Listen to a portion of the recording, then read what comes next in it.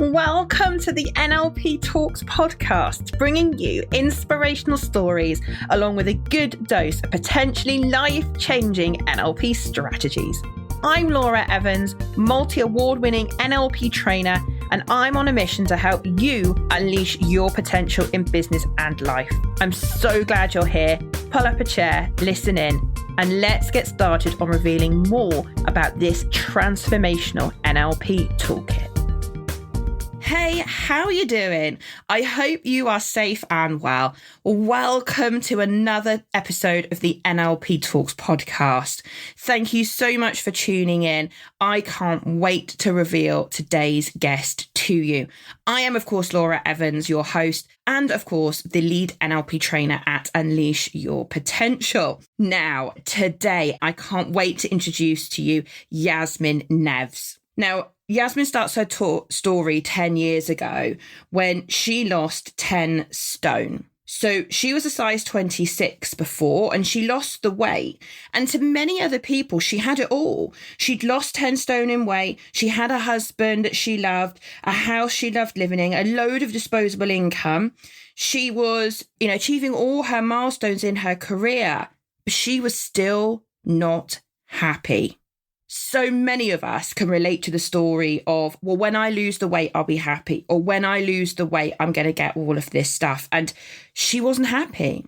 She was addicted to stress. At 27 years old in 2018, she had a meeting that was going to change her life forever. She was told in a 2-minute conversation that she had an incurable disease of the brain and spinal cord. She'd been diagnosed with MS.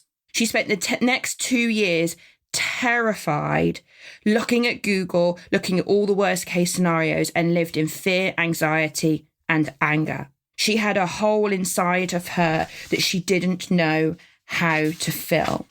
She found an MS charity and they thankfully gave her hope. But her mindset was battered and bruised. She had depression, and she says she wouldn't have sent her worst enemy to some of the darkest places that she went. She was conflicted because the old her of drive and the new her of this holistic approach that she'd learned from the MS charity overcoming MS, but she was in conflict. And thankfully, she found NLP.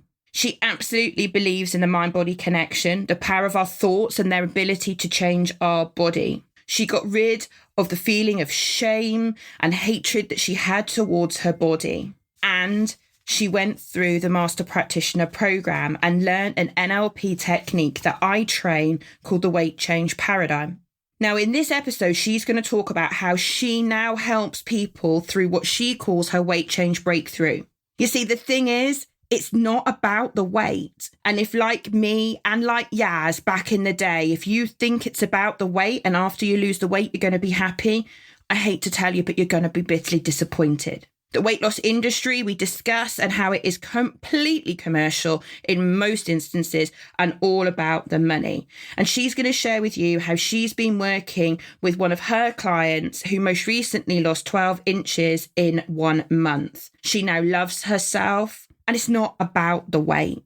This is a story of transformation where Yaz went from being 10 stone overweight to having a life-changing meeting to finally loving herself and helping other people do the same. Get a cuppa, pull up a chair, because you're going to love listening to this story. So let's go over to Yaz as she starts to discuss what life was like for her 10 years ago. If I rewind back maybe 10 years, I was working in a job, working my way up the corporate ladder, trying to get as much money and as much success as possible. Looking back now, I was actually stuck in overdrive. I was constantly on that hamster wheel of going. Always this was in HR? Yeah, in HR. In HR. And I was kind of sold the lie that most of us are that, all these material things are going to make you happy. So once you get the house, that's it. That's going to make you happy. Once you get your dream car, once you get that promotion, once you get more money, all of these things are going to make you happy. And I just remember always having this feeling inside of me of going, okay, I've reached this next step now. I've got all these successes, but I don't quite feel content. I don't quite feel happiness. And at that point in time, I wasn't healthy at all. I was quite significantly overweight. I didn't like the scales because I was ashamed of myself, couldn't get on the scales, couldn't look in the mirror, absolutely hated every inch of my body. But I do know that at that point in my life, I was a size 26 because I've got the top in my wardrobe still. And life started to change once I got a dog and I started exercising. I started to do a bit more. I started to take a little bit more pride in myself. And I thought, right, this is it now. This is the next bit of my journey. I am going to get fit. I'm going to get healthy. I'm going to lose weight. And that's going to fill that void. That's going to make me happy. This is obviously the bit that's missing in my life because I've got everything else. I've got the amazing husband. I've got the house. I've got the career. It must be my weight. So that's what I'm going to do. So over a period of time, from my biggest to my smallest, I lost, I think, about 10 stone in weight, which is obviously massive. Wow. Massive. That is huge. It is. And, wow, 10 stone. I don't even want to imagine what that looks like in terms of like if, do you know what I mean? Like when you go to the, we've all done their weight loss clubs, I won't name them, but and they pick up the all of that and they show, I mean that's incredible, absolutely incredible. It's a lot. And I tried all the diets in the world and none of them worked for me. It was a complete yo-yo diet up, and I realize now looking back is because I hadn't sorted my mindset out. But I remember getting to probably just before my wedding, and that was when I was my smallest. I remember just getting to that point, and no one tells you about everything else in terms of when you lose weight. That's not the final answer, because suddenly I was left with, and I haven't really shared this, I was left with lots of loose skin. I was left with this mind of still being this huge person, but having a lot smaller body. And, I remember I was having CBT a couple of years ago, and they one of the processes was trying to get my mind caught up with what I'd lost. And they got me to get a piece of string, and they said, right, measure out how big you think you are. Do your arms, do your waist, do your chest, and measure it all out. And then they actually measured me, and the difference between what I still thought I was and what I actually was completely different. There was probably like double in terms of the size difference. So, yeah. So anyway, I think it was 2016. So I was the fittest I've ever was. I had everything that I wanted. I had loads of disposable income. I achieved lots of milestones in terms of my career, but I was on overdrive. I was always going. I was looking for the next thing. I didn't stop. I'd get up, I'd go to the gym. I'd have no downtime. I'm just trying to obviously keep up with the story here. So you were a size 26. You got on a mission. What's your initial mission to lose the weight for the wedding? Is that what your objective was? No, it took years to lose the weight. It wasn't the wedding. The wedding wasn't even in mind at this point in time. It just happened. Something changed and just started happening. I just started doing it naturally. And the more I lost, the more I kind of had a bit more respect for myself, just a little bit. So it just happened. Keep going and to keep focused on that. Yeah. And in terms of, I was doing ridiculous things. So like in terms of that overdrive, I was doing like 100-mile cycles. I was running half marathons. I was doing triathlons. I was just like, I need more medals. I need more success. I need more t-shirts, because that's going to make me happy. Yeah. And in terms of your career, just keeping that up with the story. So when you say you had plenty of disposable income and things like that, I'm guessing by this point you'd also stopped in HR, or were you still in HR, but that you'd also got your property business up and running by then? Like, what was going on to give you the more than enough money? So 2016, I had a full-time job working in HR. So I had the full-time job going on. I had the HR consultancy going on as a sideline, so I do that in the evenings and weekends.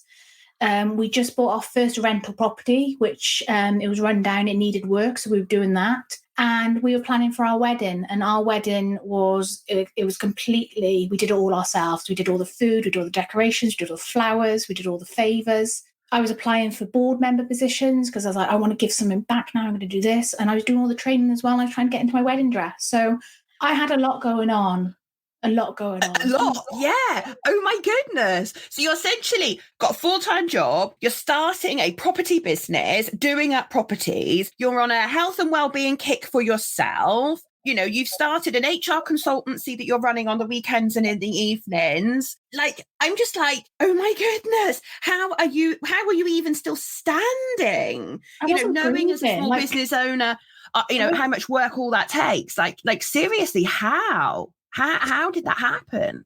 It was just that when I say overdrive, I can't quite get across. Like, I was tense. I had these very shallow breaths right up here, and I was just go, go, go, go, go. And I was just stuck. I was absolutely stuck in that overdrive and that stress. And I was addicted to the stress. And at the time, I remember people saying to me, like, come on now, you need to slow down. I was like, what?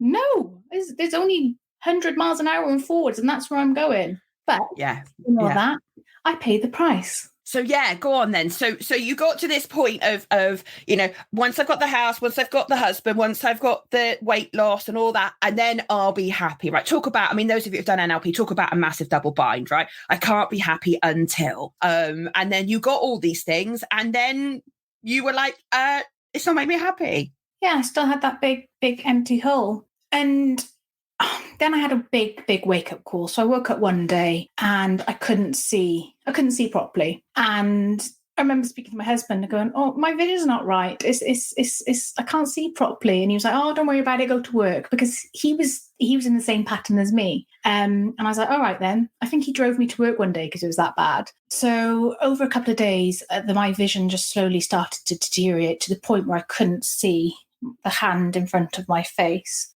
I didn't want to go to hospital because I was just like, well, there's something really logical going on. There's clearly something in my eye. I just need to wash my eyes a bit more and it'll come out. Anyway, to cut a long story short, I ended up in hospital and had lots of tests. And whilst I was in hospital, they were talking about maybe I've had a stroke. There was a cyst on my brain and they thought maybe it was that causing the vision problems. And then a doctor just happened to mention the words multiple sclerosis and said, has anyone ever mentioned this to you before? I was like, no, never heard of it. I don't even know what it is. And I was in hospital for a week and then I discharged myself because one of my best friends was getting married and I wanted to go to her wedding.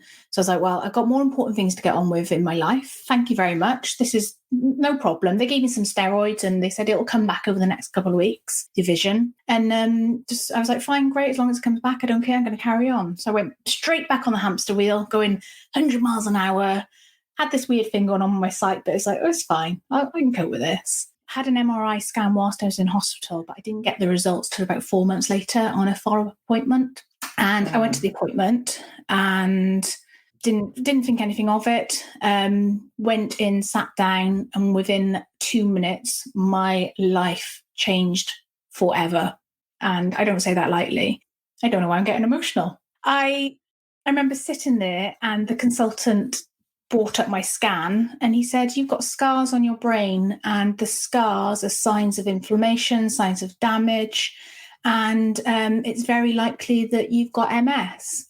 And I just remember sitting there going, it's the wrong person, it's the wrong scan, I'm in the wrong place, I'm dreaming, what's going on? And my life suddenly changed. They started to talk to me about potential drugs that I needed to go on, how my life might be different going forward. That started to ask me about my family plans, but very much said, well, we can't diagnose you because MS is like any neurological condition, it's really difficult to diagnose. And they said, right, go away, here's our number. If anything happens, give us a call. This is the MS nurse. It's quite likely you're going to be in contact with her over the next couple of months. But just go and live your life normally.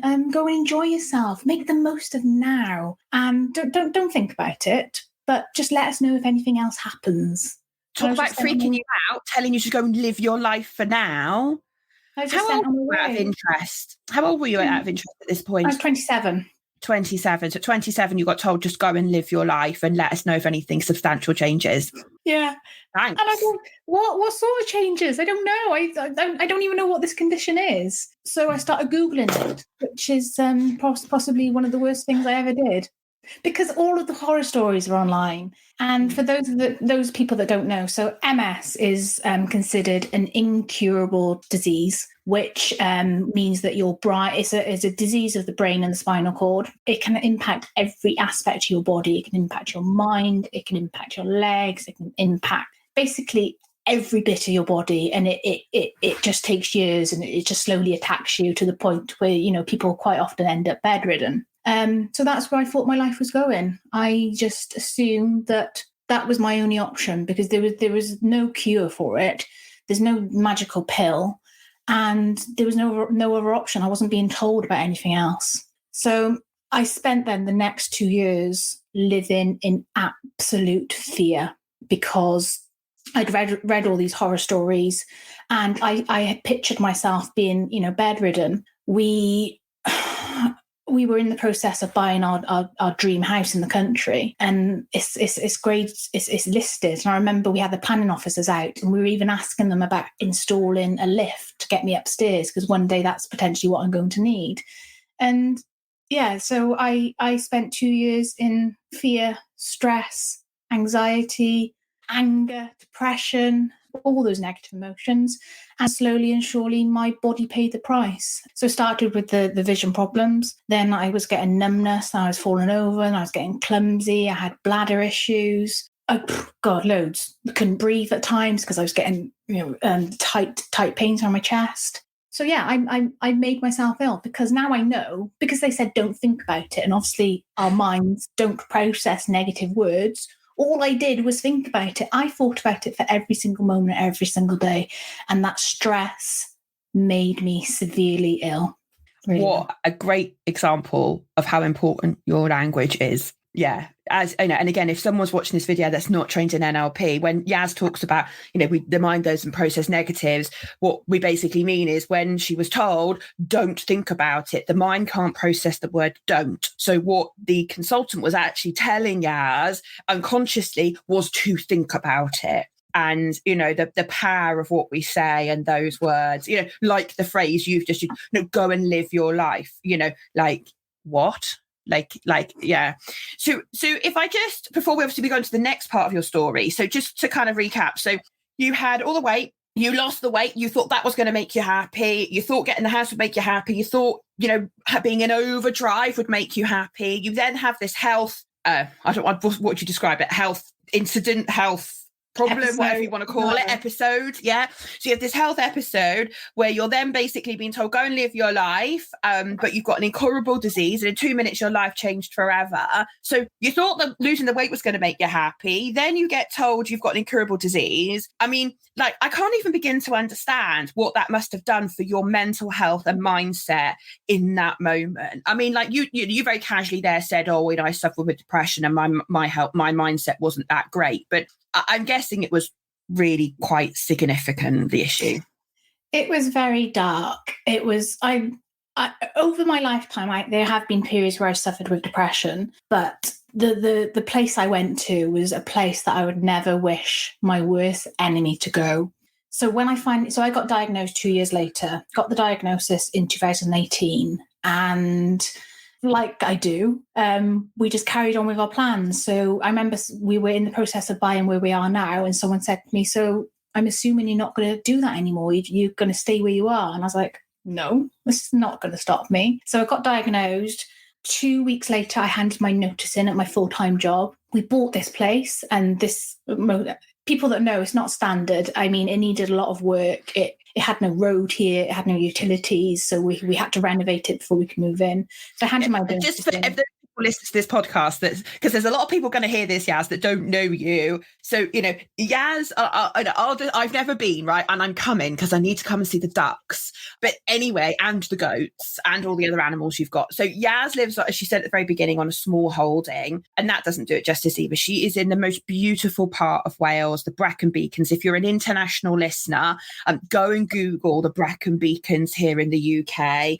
And she is in a Tudor farmhouse with the most beautiful lake out the front in the middle of nowhere. Like if you go and follow Yaz on Instagram, which I'll give all her details at the end, like you'll see just how beautiful that place is. And I can imagine it was really run down when you first had it. But so when you say, oh, this place, I mean, like to everybody else, it's your home to you, right? But to everybody else, it's like, that is living a dream. That is building a business and, a lifestyle, a sustainable lifestyle for you, but in one of the most beautiful parts of Wales. So I just wanted to say that because a lot of our international listeners won't understand where we are. But Brecon Beacons is beautiful. Sorry. That's fine. No, you're right. And this place is something magical about this place. It's a very special place that we're at right now. And I'm so grateful for it. So I had all these changes. So job, house, change of lifestyle. People then also change. So I had some very close friends who just couldn't, no fault of their own, they just couldn't deal what I was going through, and they couldn't deal with what the potential I was going to turn into. So I lost some friends, and literally everything in my life changed. So I went into a very, very, very dark place. And I was very, very fortunate, though, that I had a group. My family are amazing and they're very supportive, and my husband's just incredible. And I was lucky enough to stumble across a piece of hope. And when I say a piece of hope, it's a charity called Overcoming MS, who specialise in advocating lifestyle changes to be able to manage this condition, but not only manage it, but they're now saying reverse the condition. And it's not a very well-known charity. I found it, got the book, but I was in a dark place. I couldn't read this book. It was huge. There was too much information. So my stepmom read it for me and just said, right, you need to do this, this, this, and this. And I was like, I can't. It's just too much. I can't do it. So she's like, calm down. Just do the food first. Cut out the milk. Right. Then cut out the meat. Then start thinking about meditation. So it was a slow process. It was a slow process of introducing this new lifestyle. And through it, I found the most amazing community, because that's so important, having the right support around you. So yes, I finally stumbled across this way of living and a piece of hope that, do you know what? This isn't the end of my life. This isn't going to define me. I'm not going to end up, having to install a lift in my house and being bedridden and being completely reliant on other people. I made a decision in a moment in time that I am going to live the best life possible. I'm going to be well. I'm going to be fit. I'm going to be healthy, and I'm going to be happy. And I was in the car driving. This is me driving. And I just remember deciding that for myself and just get this overwhelming sense of emotion. And I was just like, I'm in control of this now. This is me. And I was pushed to that point because now I know, and again, I'm going to talk a little bit about NLP. Now I know my values in terms of health and well-being. All of my decisions make sense. So I started on the drugs, and I did them for 3 months, and they were horrendous. They made me feel really, really, really rough. And I remember one day just looking at this tablet, and I physically couldn't put it in my body. Now I know what my values are in terms of health and well-being. I know that up there, number one is natural. And the pharma drugs that we're on, they're not natural. So that makes perfect sense why I physically couldn't take it anymore. So yeah, I've lost the plot now. Where am I in my story? Where am I? So fine, let me recap. Right, so you go through all this journey, you lose the weight, it doesn't make you happy, you have this life transition, your life changes forever, you get MS, you then start to make some life changes. And I think that's quite interesting because obviously at that point you hadn't yet found NLP, but you knew how important it was to focus your mind on what you wanted. And I think that's really interesting because, for those of you listening to the podcast with NLP, we have lots of NLP phrases, but one of the phrases is what you focus on is what you get. And if you continue to focus on an incurable disease that's going to make you ill, that's going to mean you're going to need a lift in the house and things like that, then that's where your focus is. And guess what? That's ultimately what's going to happen. You didn't know.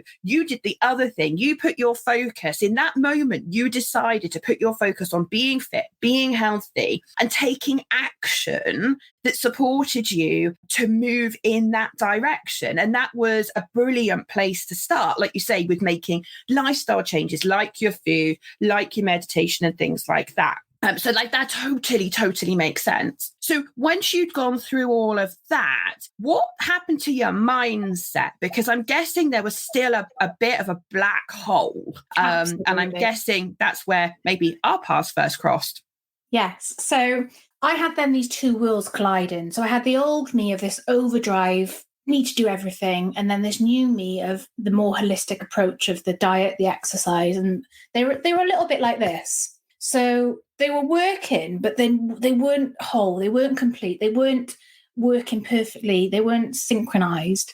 Friction and just different operate models, I guess. I was doing all these amazing things for myself, but I was very rigid and I was still stressed about it. And I was like, well, if I don't meditate this morning, then that means I'm gonna get myself ill. And if I don't eat perfectly, then I'm gonna do this. So, and if I remember I had this app on my phone of meditating, and if I didn't have this, consecutive streak, I'd punish myself because I still had that overdrive coming into me.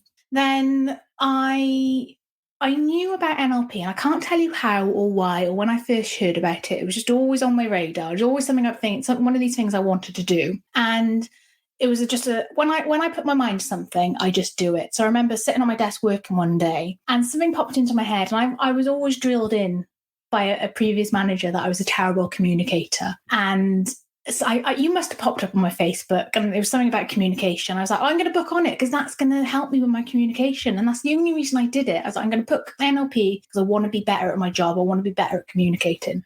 So I booked it. I phoned up Lynn, and I was like, I want to be on it like now. I'm the most impatient person you'll ever meet. I want to be on it now. So get me on it. I remember she sent me all the pre-course study out and the videos. And I remember getting all the big manual, and I was like, oh, what's this? I didn't sign up for this. I don't want to do all this pre-work. I had suffered with dyslexia since a young age, and my mum was actually told that I'd never get any GCSEs. I did, because, it's me. I proved them wrong, and with the help of my mum. So when I got all this stuff, I was a little bit intimidated at first because I don't like formal learning. I really struggle with this sort of stuff. But as soon as I got into it, it's just the whole way you teach it just makes sense, and it worked for me. And before I knew it, like just watching the videos and going through the manual for the couple of turns, I was like, oh, this is going in somewhere.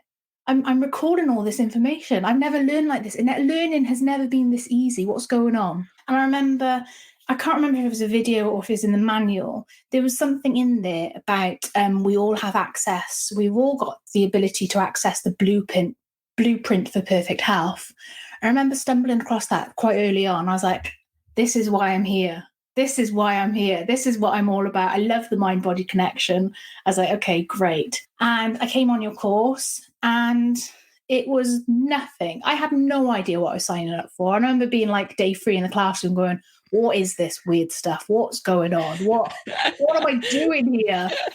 But I loved it, and it made perfect sense. And it was the next bit in my journey. It was what I needed right there. And by the end of doing my practitioner course with you, my mind had changed so much in such a short period of time, like it never had with counselling, like it never had before with CBT, like it never had with, just talking to people and getting support and, getting the help through different charities. I had a week with you, and suddenly I just allowed myself to let go of so much stuff that was no longer serving me. And I just felt relaxed. For the first time in my life, I felt relaxed. And I know a lot of people talk about timeline therapy and they have that instant feeling of being lighter. I'm a bit of a reflector, and it takes me a bit of time. I just remember being in my kitchen probably about a week later after having that done on me. And I just remember noticing that suddenly I didn't have this knot of anxiety in my stomach that I'd carried around for my whole life, and it was gone. And I was like, how did that go? How did that happen? And yeah, that first part of the course, it just allowed me just to let go, just to be a bit more relaxed and not be so rigid in what I'm doing. But also it started making some changes to my mind in terms of how I was going to live my life. And then obviously, I'm impatient, and I loved it so much. I remember coming up to you and going, I want to do the next course now. I want to do masters because I want to find out what my values are. I want to do all of this other stuff. So I want it now. So I booked onto the next available course. I remember you saying, well, you've got to do some more pre-work in between. You can't just come on these courses. You've got to do a test to get on. I was like, I don't care. Just let me do it. And then I did my masters, and that just... That set my mindset up for where I am now. And to be honest, so they say overcoming MS, it can take quite a bit of time for you to start noticing the changes. And for me, it was a good 2 years. And thinking back now, I'd made all the diet changes. I was trying to live stress-free as possible. So in the moment when I was meditating, I was feeling less stressed, but then I'd come out of it and I'd kind of carry on those old patterns, the whole behaviors, that addiction to stress. I was doing all the good things, but it wasn't until I got this sorted that it all fell into place and I physically felt better. And she just pointed to her head, by the way, for those of you on the podcast. Don't forget, most of them listening to this won't have seen you just point to your head. Sorry, go on. So yes, so I think everything fell into that place at the moment. So everything fell into place. So I had all the physical changes. Healing, it takes lots of different layers. And yes, you have to do the food stuff, you have to do the physical stuff, but mindset, there's not a big enough emphasis on this and how much it can have an impact. Because yes, even though you're meditating, in the moment you feel relaxed and it can help calm you down, it can help calm your heart rate down. But if you get up from meditating and then just carry on with your life and you're carrying on having all those stressful conversations, you're carrying on saying all those really negative things to yourself, you're being really unkind to yourself, there's not much point in actually meditating because, yeah, it's good for that moment. You've got to do it consistently for it to have that change. And it wasn't until I had my breakthrough as part of the master program, that's when everything fell into place. And I genuinely... I felt like I was actually reversing my MS because my mindset had finally caught up to my body. Even the whole weight loss stuff came into it because I finally could look in the mirror and I was proud of myself and I genuinely loved myself. And I was like, look what you've done. And that, that was years after I'd lost all that weight. So I'm very thankful that I found it and it's had this impact for me. And I just wish other people and the whole medical community knew how important mindset was when it comes to your physical body. You can't have one without the other. No, I completely agree. So I just want to talk a little bit more, if you're happy to, about the mind-body connection, because it's something that you and I talk about like it's second nature, because obviously we live in this world and we know what that means. But for a lot of our listeners and our community, they won't really understand, and I want to help them understand the power of the mind over the body and this whole mind-body connection. Because I remember when I was sat on my NLP practitioner course, and I remember my trainer saying to me, "Now your body and your mind are connected." And I was like, no, my mind is my mind and my body is my body. They're two completely separate things. And he recommended I go and read a book called Quantum Healing by Deepak Chopra, which if you're listening to this podcast, go and get yourself a copy of that book and have a read of it. And I read about a third of it and I closed the book and I went, okay, fine, I get it. They're connected. But it wasn't until I started to experiment on using my mind to make changes in my body that I really started to prove for myself my ability to control my body with my mind. Now, to some people listening to this, they're going to go, that sounds a bit freaky. I experimented with mine over having a cold, right? So if you're a student of mine, listen to the podcast, you'll know that touch wood, I've never ever cancelled a training course ever since I've been running this business because I manage my health, but I do it through my mind. So if I get up in the morning and I'm a bit sniffly, I don't go around going, I'm feeling a bit rough, I'm coming down with a cold, because what you focus on is what you get. I sit in the car and I go over in my head, I'm fit and healthy and well, I'm fit and healthy and well, I'm fit and healthy and well. And so I've stopped myself getting ill on the odd occasion. Now, some people go, oh, is that placebo? Is it real? I don't care because I didn't get ill. I've also done the opposite where I've gone, oh my God, I feel really bad. I made myself have quite bad colds. Now, this is obviously nowhere near the level that obviously you have become an expert in this, because I really do consider you an expert in the mind-body connection because of what you've done for yourself. So now I've done a little bit of an intro. Could you kind of just add to that? And could you just help the listeners understand a little bit more about, from your perspective as an expert in this field, for you, what else is this whole mind-body connection all about? It's absolutely huge. And you're absolutely right. The mind and the body, they are not separate. They are one. And whatever you're telling yourself and whatever you're focusing on and whatever thought goes through your head, your body is going to feel. And I've got 2 years proof of that. I've got 2 years proof of, making myself really, really significantly poorly because I spent 2 years focusing on the worst case scenario for me. And if I would have numbness, if I start falling over and feel clumsy, I would then start focusing on that, and it would make it so much worse. When people phone me now and they might just mention they've got a terrible headache or they feel run down, I'm like, no, don't focus on that. How do you want to feel instead? What's the positive? What is the positive that you want to feel instead? And people are like, oh no, that's just wishy-washy. I'm like, no, do it. And they're like, oh, actually no, it does make a difference. I mean, our awareness, you think about it now, you're not focusing on sitting down on the chair or having your feet on the floor. But until you bring your attention to it, you then notice, oh, hang on a minute, I can feel my feet on the floor. It's not until you bring your thought there, that energy goes there. So yeah, it's absolutely connected. And it's just a shame that it is still seen. The times are changing. Like, meditation is becoming more popular now. It's going into workplaces. But there is so much more to do. There's so much more that we need to focus on. But there's so many great books out there in terms of the mind-body connection. And, the power of our thoughts can change our physiology. It can change our DNA. It can change the chemicals in our body. It can change so much. It can heal people. I know people that have been able to heal themselves from, really, cancer. I know loads of people with autoimmune conditions that are healing themselves and have reversed, really nasty symptoms. I feel the best I've ever felt in my life. I feel whole. I feel healthy. My skin's the best it's ever been. My hair's the best it's ever been. So I'm a walking example of what the mind-body connection is. And that's all I can say, really. Yeah, but you are because, okay, so it's a few years since, your official diagnosis and what have you now, but it doesn't even bear thinking about how your life could have been at this very moment in your life had you not sorted out your mindset, had you not got your focus in the right place. And I agree with you. I quite enjoy guided meditation and things like that, but I think your point is valid in that there's no point in doing it if when you then come back out of having your 15-minute meditation, you then go back to being brutal with yourself and beating yourself up and running unhealthful programs. Meditation for a lot of people, and I know we've got meditators that listen to this podcast, but for me, a lot of people, it's a sticking plaster. I'm not being funny. Sit there for 15 minutes and totally relax. Yes, that's amazing for your body and that has health benefits, but not if you're then going to open your eyes and go, right, come on then, back on the hamster wheel, let's go. Oh my God, you're useless, you're hopeful, you're ugly, and all of those things, because you undo any good you were going to do anyway. Exactly. Which is where your whole mindset piece, kind of comes into that. I just want to go back as well, again, just teasing out some of the things you said, because again, we'll casually talk about this.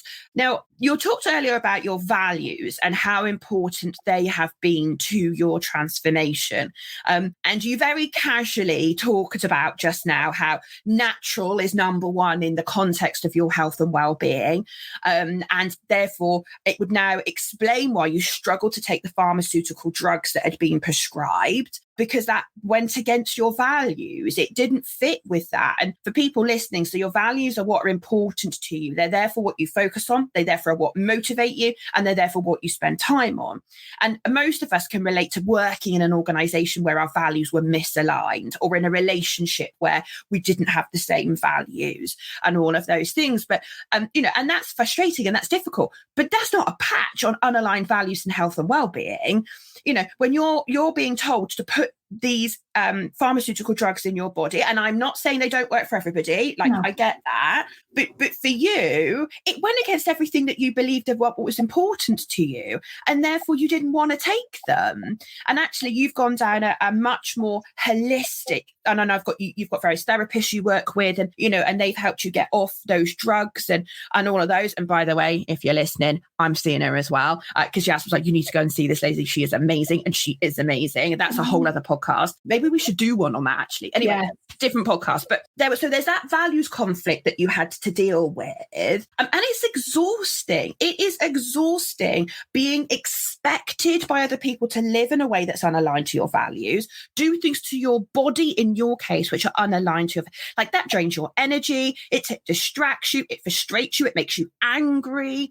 And that's not good for health and well-being. It's like the most counterintuitive thing. So I think there's that really great example of how important values are to living a healthy, fulfilled life. And then the other point I want to pick up is, probably 20 minutes ago in the podcast, you were talking about pre all of this NLP, where, you were on your craze of not a craze, that's not fair to say, but, when you're focused on sorting out your weight issue, and you were very focused and very determination, but you were doing it because you had to. You were doing it because you wanted to do it. Perhaps not for you, but for other people and all of those things. And you were trying to motivate yourself through what we call in NLP necessity. I have to. If I don't, bad things will happen. You said earlier, you beat yourself up when you didn't meditate because that wasn't right. That's like how a lot of us are before NLP. And you're not unusual. I'm not unusual. I used to say, and our listeners listen to this podcast, if you do this, you're not unusual. This is what a lot of us do. But it actually damages your body to necessitate that you have to, need to, should, all of those words. And we do it because we don't know a better way to motivate ourselves. We don't know how else to do it. So we'll mentally beat ourselves up. We'll make ourselves feel guilty because we haven't done it. And so listening to you, I just wanted to kind of draw that parallel, because listening to you talk about how you used to motivate yourself through necessity, through to a misaligned set of values around your health and fitness that meant you didn't want to take the drugs you were being told to take, to then finding NLP. And now you said yourself, I looked in the mirror and I felt proud of myself. I looked in the middle and I genuinely loved myself. I looked in the mirror and went, look how far you've come in the sense of achievement. Like, I don't think we should underestimate the power of that shift. That's massive. To go on that journey, to now be able to say that you actually love yourself when a few years ago you believed the complete opposite. Like, that's huge, right? That's massive. It's massive. And I wouldn't feel as good as I do today without all of that, without that mindset shift. I still have those conflicts. I still question myself. I remember when I went to see my neurology team, when I just said, I can't take these tablets anymore. They said, you're making a big mistake. You're going to end up disabled. You're going to end up, needing carers. You need to do this. And I was so confused because they were my team. They were there to look after me, but just something inside of me wasn't right. So I'm so glad that I now believe in myself. I believe in my intuition. I believe in what I'm doing is right. Because if I've got that belief, that's all that matters. And I know that's all that matters. And yeah, it's just encouraging me to live my life in the way that I believe is right. And I know it's going to keep me well for, the rest of my life. It's just amazing. I don't think I've ever come across such an amazing example of how values have transformed someone's life. Like, that's just it. I'm just speechless. Like, that is massive for you now to feel, like you said earlier, you feel whole now, you feel fulfilled now, you love yourself now, you've never felt better, you've never looked better. Like, and all of that because you sorted out your mindset. Like, easy. I know, but to you and I, it's easy, right? Because we live and breathe this stuff. The people listening to this podcast that are going, how did that happen? Like, what exactly do you mean has happened? I just wanted to tease it out because I don't want people to go past this podcast episode and go, oh, yeah, that was nice. That was on. I want people to understand just how significant that is. Like, we talk about NLP being transformational, and I talk about doing transformational coaching. That right there that you've just discussed is transformation. That is life changing on a whole other level. Unbelievable, in terms of what you've managed to do. So yeah, Yaz's mum's listening to this live and she's just put here, you are an inspirational young woman, beautiful inside and out. You are a trailblazer. Imagine the future possibilities. I couldn't agree more. More. Oh, but that's so true.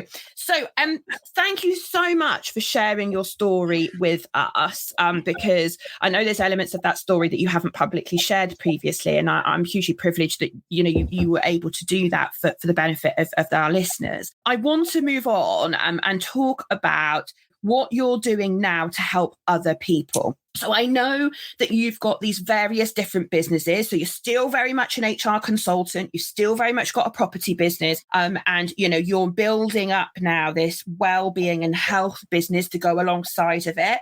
So if anybody's a client of Yaz's in HR, don't panic. She's not stopping. It's still very much there. But I'm really interested to hear about how are you using this toolkit? So you're now a master practitioner of NLP. Obviously, you and I have spent days and days and days in the training room. You've got so much knowledge knowledge now. And whilst it's amazing you've used it to help yourself, I know you're using it for others now.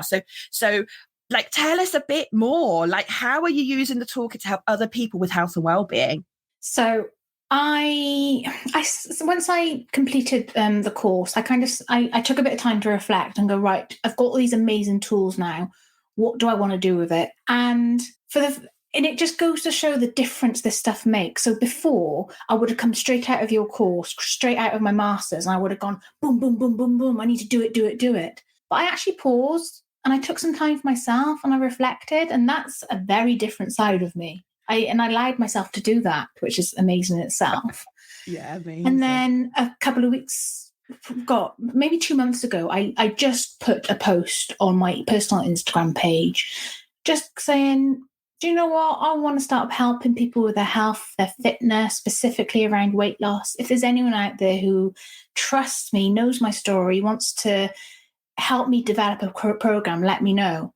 And the response was incredible. It was overwhelming, actually. I'd kind of gone from this period of reflecting on what I'm doing to suddenly, poof, you've got all these options, all these opportunities. So the last couple of weeks, the last couple of months, I've had an intense process of working with different bits and people on various different issues, but with a lot of focus on health and well-being. I've got one amazing lady, and I'm sure she won't mind me telling her story. I have plastered it over social media a little bit. So I did the what I call a weight change breakthrough with her. She had just before you start, just let me, because I want you to tell the story, but just for the benefit of everybody listening. So when you come do your master practitioner program with us here at Unleash Your Potential, you get exclusive access to a technique called a weight change paradigm. So this was a technique created and copyrighted by Bruce Farrow, who sadly passed away a couple of years ago now, who created this technique to help people that had long-term weight issues and challenges. And I was very lucky to be one of a very, very small number of NLP trainers that he certified to train others in his technique. So it's quite a special technique for anybody interested in helping people with weight loss and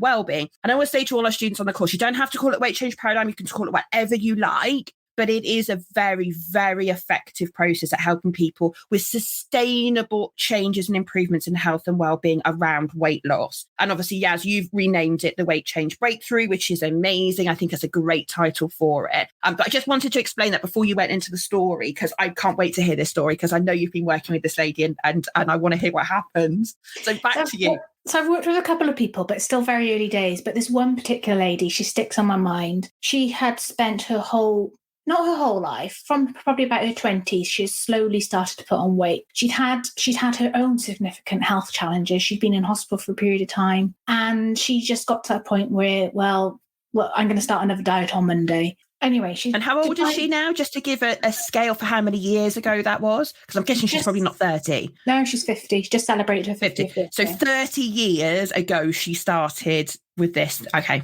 Yes. And so I talked to her about what I wanted to do. I talked to her about, my story, and that weight loss is just the end product. If you do all of these amazing things for your health, your mindset, you are just going to lose weight. This isn't a diet. This is a whole lifestyle change. This is a way of life. It's about finding more balance. I don't want you to restrict yourself on anything. I'm not going to tell you what you can and can't eat. This is about loving yourself so much and respecting your body. You are just naturally going to make the changes. She was my biggest critic. She was like, I believe you because I know you, but what you're saying is just too good to be true. And you're telling me you're going to spend 2 days with me and you're going to change all of this. And I don't believe it. And it actually wasn't until right at the end of spending 2 days with her, she really opened up to me and told me how much she thought it wasn't going to work. And to me, I was like, that's amazing. If this can work on someone who doesn't quite believe in and isn't completely bought in, and it works fantastically, imagine what I can do with someone who's completely on board. So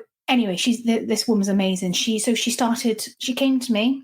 And after it's a 2-day process. It's only 2 days. That's all I need. And okay, they are 2 intense days, and there's lots of stuff you have to do in the lead up to it. But after day 1, she just ended day 1 going, I can't believe how different I feel already. And the next morning, I met with her. She'd been up and out. She'd gone for a dog walk.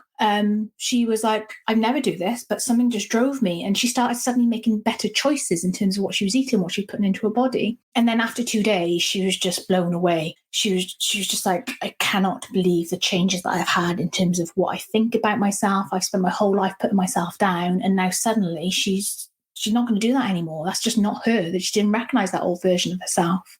Anyway, it's now been a month since I worked with her. So yeah, still early days, but I checked in with her this week and she has lost a stone in weight in a month, which I don't always like the scales because, as people are getting fitter, they're building on muscle. So it's not always a true reflection. But what I do like, she has lost 12 inches on her body in a month. Wow.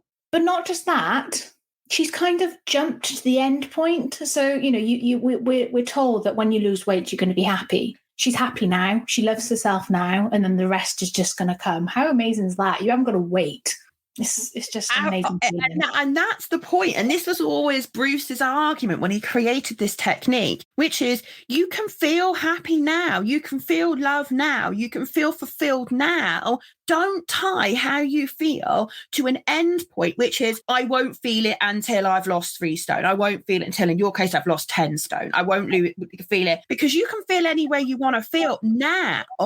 And when you love yourself and when you are prioritizing yourself and when you turn off this internal negative self-talk that you used to beat yourself up every day, then becoming healthy and fitter and looking after well-being just becomes second nature. And that example you've got of that lady just getting up and going for a dog walk is not unusual with these types of processes and this type of client, because they're not doing it because they have to do it. It goes back to my point earlier. They're doing it because they want to do it, because they just want, let's go for a walk. Why would you not? Let's go and get some fresh air. Let's go and look after myself. Let's put myself first. They're not doing it because I have to do 10,000 steps a day in order to lose weight. And if I don't do 10,000 steps a day, I'm going to beat myself up because I didn't meet my target. That's the wrong way to look after yourself, as you've been discussing.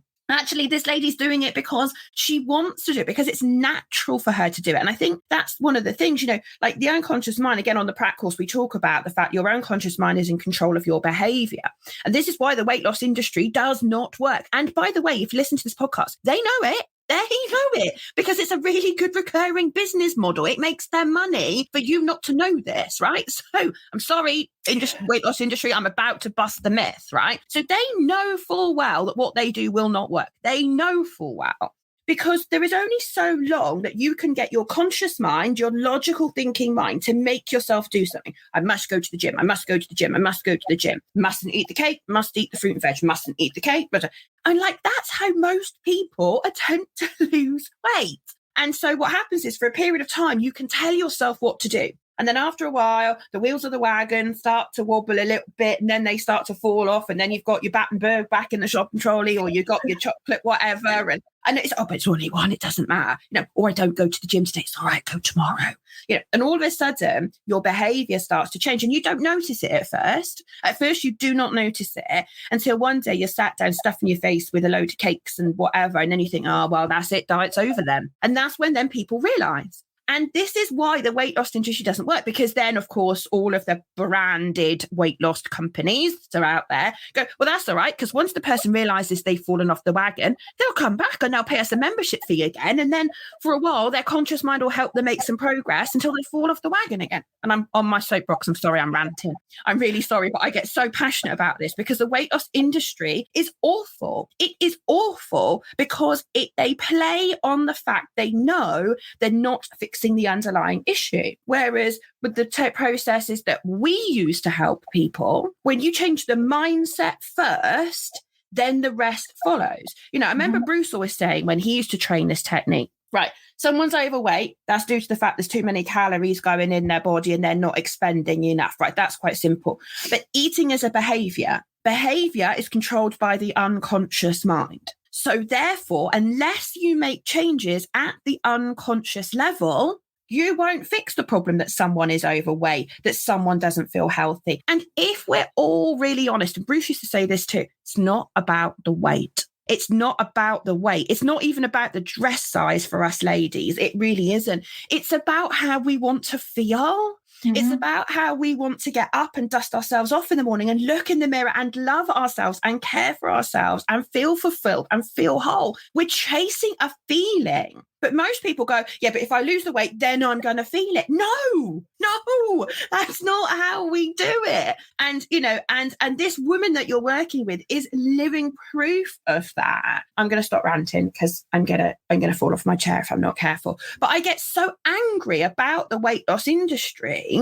because it's wrong and it's not how to best help people. People want a quick fix. Of course, if you reduce your calorie intake to 800 calories a day, of course you're going to lose weight. I mean, come on. But it's not sustainable. No. It's not how to fill your body up. It's not how to put nutrition in your body. Like I love my curves, right? But I'm healthy. I know if I do 14 days of training or 11 days of training straight, I know I've depleted my health and well-being bank. So in the week or so afterwards, I eat really high quality food, lots of vitamins, lots of vegetables, lots of high quality proteins to balance that out. Whereas other people don't understand, again, mind-body connection. I'm going to stop. Yeah, I'm back to you, Yaz. I just get so angry about it because it's wrong. It is, anyway. And it makes it worse as well because you're being taught that food is bad and you should limit how much you're eating, and it's teaching you. They have all these wonderful models of this perfect size, and this is what you should aim for, and that's all wrong. It's all wrong. I can't get started because... No, go on. Share your view. I've had my rant. It's just, it's all a money-making scheme. Like most things in life, it all comes down to money. And I'm very fortunate that I'm very early in my life and I've realised that money does not bring happiness. If you haven't got your health, and people say it all the time, and it's not until you have a moment in your life where potentially your health is being taken away from you, you really truly realise what's important, and money isn't it. And all the big diet brands, they're just making the problem worse. They're making us believe in this dream that just isn't reality. It just isn't reality.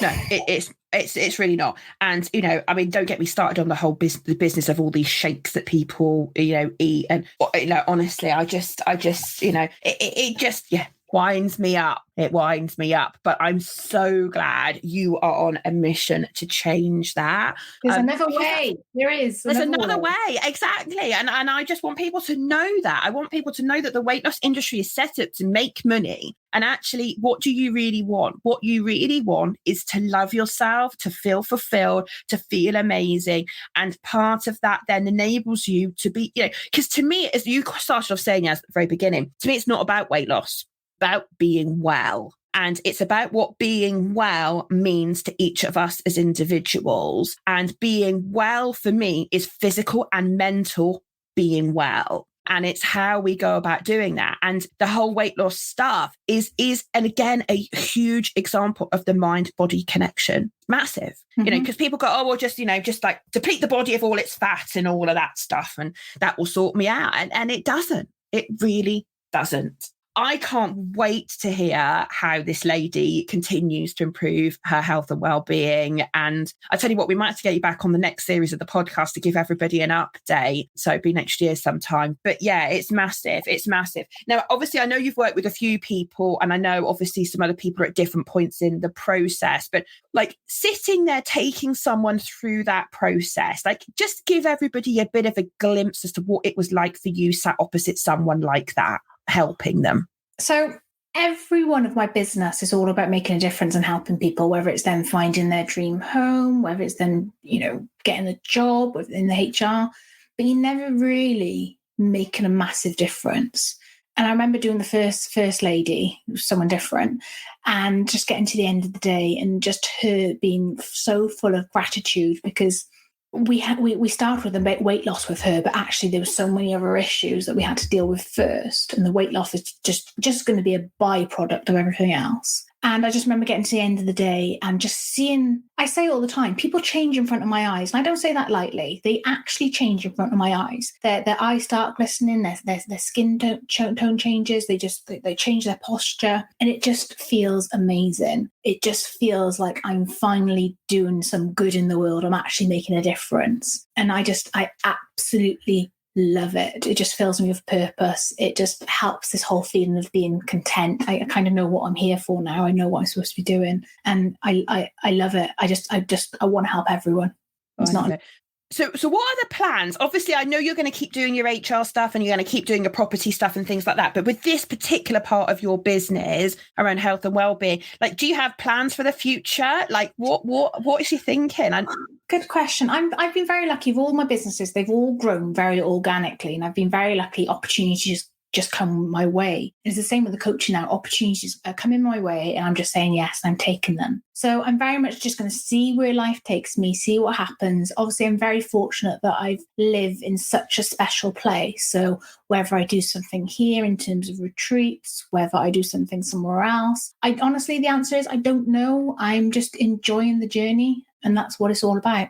Just see where it takes me. I can't wait. I honestly cannot wait to see what's going to happen for you, but also for all of these people that you are going to help. I just think what a little bubble of positivity in this big, bad world, as it sometimes feels, as you say, making a difference and things like that. There's two things I'm going to suggest for listeners do. So if you're listening to the podcast and you're interested in starting to understand a little bit more about your own weight loss challenge, there are two tasks that we set for people that come to us for this kind of weight change breakthrough. And I think there's no problem with me sharing them with you. And I think it would be quite interesting. So what I'd suggest you do is get a piece of paper and a pen and draw two axes on it. So your vertical axis is your weight and your horizontal axis of your graph is your age. And get yourself a pen or pencil and just very roughly plot your age against your weight.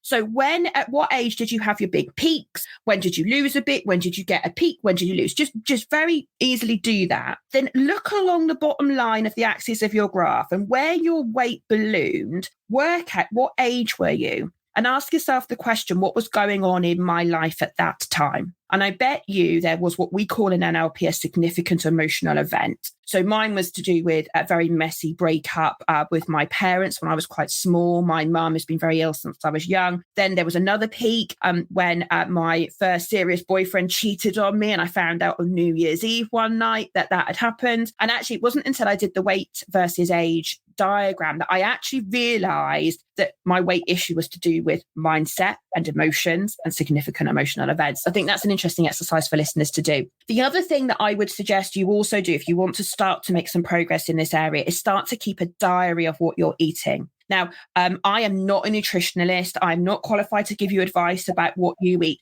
but I don't need to, because here's what I think you should do. Get a piece of paper, and for 2 weeks, a week, if you can't do 2, do a week. But if you can do 2, it's better. And I want you to write down every single thing you eat for 2 weeks. Everything you eat for 2 weeks. One, it's very good to get you more consciously aware of what you're putting in your mouth. But secondly, the most important thing is before you put it in your mouth, I want you to give yourself a score. On a scale of 0, where 0 is I feel rubbish and 10 is I feel absolutely amazing, give yourself a score before you eat it and write that on the sheet as well. And you'll find there's patterns. In NLP, we talk all about behavioral patterns and the fact that with NLP, we're looking to help people change the patterns, break the patterns, and put new patterns in. But I bet you, if you did that as just for a week or 2, you'd see, oh, look, it's every evening I give myself a 2 out of 10. And oh, look, I hit the wine. Or oh, look, I hit the chocolate, because you're using food to help you deal with the emotions that you're going through. Further proving the point Yaz and I have been making today, which is it's not about the weight. Anyway, there's 2 little exercises for you guys to have and go and do. And I think it will further improve your knowledge around this area.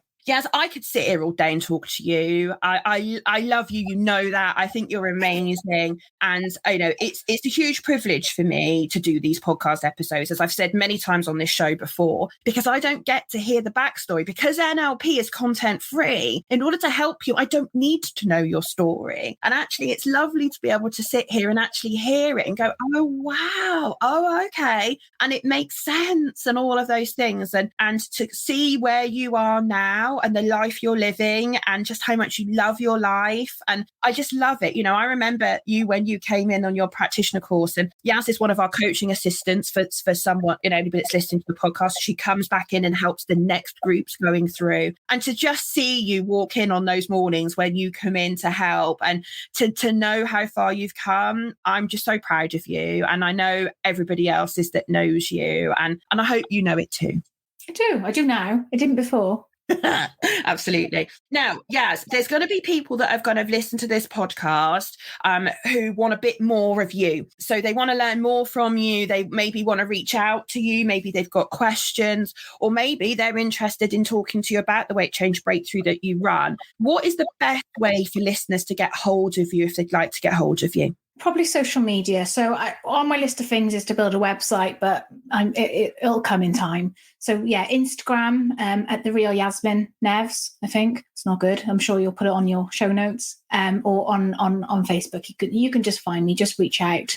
Yeah, it's really easy. Just send me a message. So you're on LinkedIn, you're on Facebook, you're on Instagram. Obviously, depending on when people listen to this, you might have not been on them if it's a couple of years' time. But at the time of recording, you're on quite a lot of social media platforms, aren't you? Yeah. What we'll also do, folks, if you go over to the NLPtalks.com website, if you go over to NLPtalks.com, firstly, you'll find all the episodes that I've ever recorded, but you'll also find a page for Yaz's podcast episode, and all her contact details will be on there as well. So there are various ways that you can get hold of her as we do that. So Yaz, as you know, because I know you're an avid listener of the podcast, you know I finish up with the quick fire question round. So you're not going to escape. She's screwing up her face for those of you listening. So are you ready? Yeah. Okay.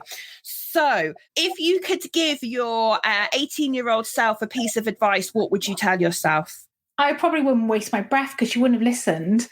I'd probably keep it simple and just say, hold on tight. It's going to be one hell of a ride, but it'll be okay.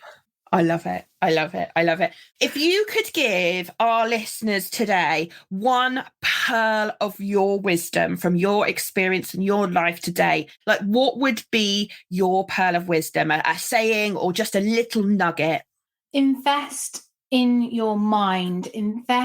We're all very good at knowing we have to do the physical stuff. We have to do the food stuff, but probably your mind is the most important thing. If your mind is sorted, the rest will just follow. So make time to invest in your mental health, make time to meditate, make time to just be aware of your thoughts. And I promise you the rest will just fall into place because the mind and the body are one. They are not two separate things. They are connected. I love it. Amazing. If you could use one word to describe your Unleash Your Potential experience with us doing the courses, what would that word be?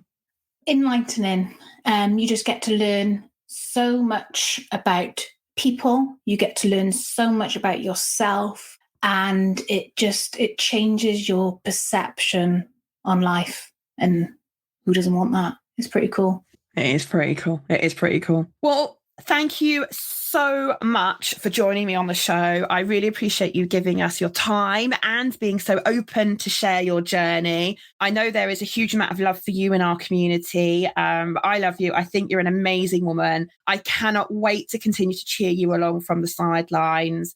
And yeah, thank you so much for joining me. Thank you. I loved it. Thank you also to our amazing listeners who tune in to the various episodes that we do. If you're interested in finding out more about our NLP courses that we offer and some of the things Yaz has been talking about today, then go on over to our NLP website called unleashyourpotential.org.uk, and you'll find all the details of all the courses that we've been talking about over there. Of course, we also have another website, the NLPtalks.com website, and that's where you'll find the back catalogue of all of our episodes. So go in there, fill your boots. You'll see we've covered so many topics now, and they are all available. And what I'll also do is, I know a lot of people that listen to our podcast are very interested in NLP. What I'll also do is I'll drop in the description of the show a link for you to go and access our free PDF guide on how to select the best NLP course for you, because I want to make sure that you get the right answers to the right questions so you can pick the best training provider for you. This is a slightly longer episode, but I know that you're all going to have loved it. The feedback coming in on the live stream right now is amazing. What a beautiful, inspiring story, an hour of complete positivity. Thank you. I couldn't agree more. So Yaz, thank you. Thank you to all the listeners that have tuned in, and we'll catch you very soon on the next NLP Talks podcast.